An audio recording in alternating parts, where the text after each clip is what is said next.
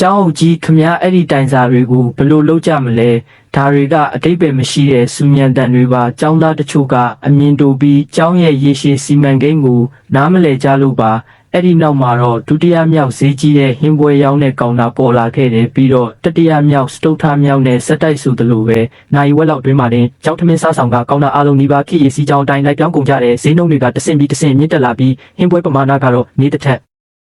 ်နေလာခဲ့တဲ့ထမင်းစားဆောင်တစ်ခုလုံးရဲ့ပြည့်မြတ်စားရိတ်ကလူတစ်ယောက်ကို9ချက်10ချက်ကနေ20ကျော်အထိရုတ်တရက်ထိုးတက်သွားတော့ကျောင်းသားတွေထမင်းစားဖို့တကယ်ကိုအခက်အခဲဖြစ်ကုန်ကြတယ်ကျမမစားသေးဘူးနင်ပဲစားပါကျမမစားသေးဘူးနင်ပဲစားပါတနေ့လုံးဈေးရောက်ရငွေက100တောင်မပြည့်ဘူးဒါပေမဲ့ကျမဂရုမစိုက်ပါဘူးနေ့တိုင်းကောင်တာနောက်မှာထိုင်တဲ့ချက်တက်ပြီးဖုန်းနဲ့စာအုပ်ဖတ်ရင်းနောက်ထပ်လုပ်မဲ့စားတောက်ကုန်လုပ်ငန်းအတွက်ဈေးကွက်လေးလာရေးလုပ်နေခဲ့တယ်ဒီနေ့ညနေပိုင်းကျမ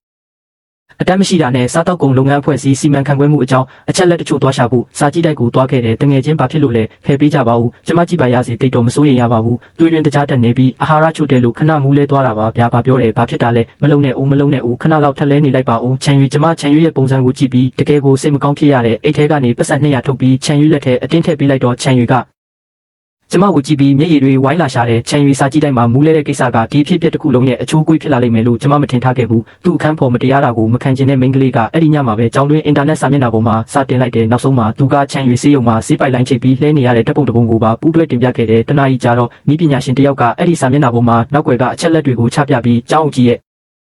တိုင်စာပုံးနဲ့ကျမကိုတိုင်ဖို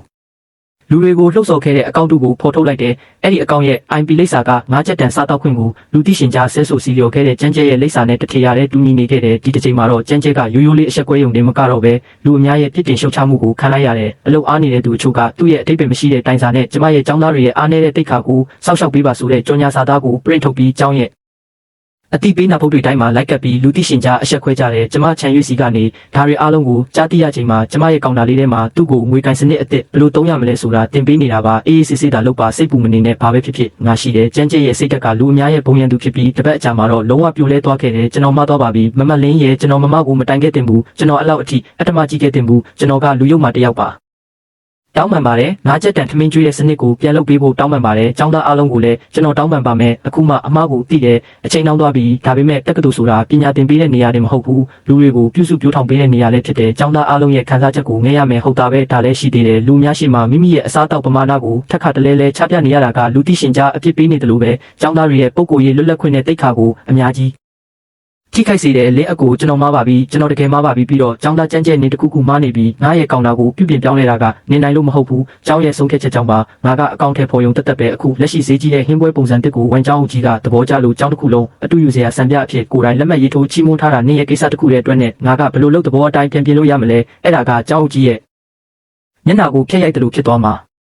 ပေါ်ငါကကန်ထရိုက်တာတိတိလေးပါမလုပ်ရဲပါဘူးစီတက္ကသိုလ်ကနိုင်ငံတွင်းမှာနာမည်ကြီးတဲ့တက္ကသိုလ်တစ်ခုဖြစ်လို့ကျောင်းရဲ့ဂုဏ်သိက္ခာကိုအမြဲတမ်းတန်ဖိုးထားတယ်အခုကျောင်းရဲ့တရားဝင်ကျောင်းသားခေါ်ယူတဲ့စာမျက်နှာအောက်ကမှတ်ချက်တွေမှာလုံးဝပျက်စီးနေပြီးစီတက္ကသိုလ်ကိုလာတက်ဖို့ဖိတ်ခေါ်ပါတယ်ဒီမှာ26ချက်တန်ဟင်းပွဲတွေရှိလို့ကို4ချိန်ထင်းရလွယ်ကူစေပြီးညမှုမှုကိုအတွေ့အကြုံရစေပါတယ်ဆိုပြီးရေးထားကြတဲ့အောက်မှာလည်းရေမောတဲ့မှတ်ချက်တွေထောင်ထဲချီပြီးပလူပြန်နေတယ်ပိုဆိုးတာကတော့ဒီဒေတာမှာတော်တော်လေးနာမည်ကြီးတဲ့အစားတောက်လိုက်ပြတဲ့ဗီဒီယိုဖန်တီးသူတယောက်ကဒီသတင်းကိုဘယ်ကနေကြားသွားလဲမသိဘူးအကြောင်းကိုတကူးတကလာပြီးနာမည်ကြီးတက္ကသိုလ်ရဲ့ဈေးကြီးလုံးနဲ့ထမင်းစားဆောင်ကိုလာရောက်စမ်းသပ်ပြခဲ့တယ်ဒါကလူသားချင်းစာနာမှုလားဒါမှမဟုတ်တပြတိုက်တာလားဆိုပြီးတော့ပေါ့ခင်ဗျားတို့ကျောင်းကပတ်စံမျက်နှာပဲကြည့်နေတာလားထမင်းစားဆောင်ကဟင်းတွေကိုဒီလောက်ဈေးကြီးပေးရောင်းရဲတဲ့ကျောင်းသားတွေအသက်ရှင်ဖို့ကိုဂရုမစိုက်တော့ဘူးလားစိတ်မဆိုးပါနဲ့ခင်ဗျားကျွန်တော်တို့